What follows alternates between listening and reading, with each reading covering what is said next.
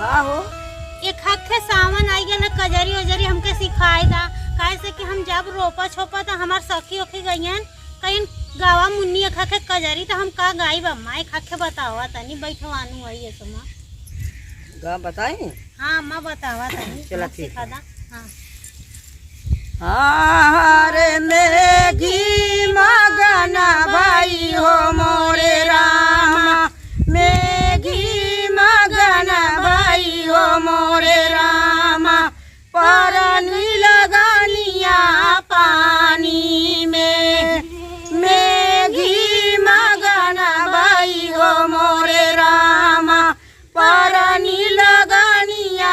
पानी में सौरा कहा सुना हो भैया टेंगाना सौरा कहा सुना हो भैया टेंगाना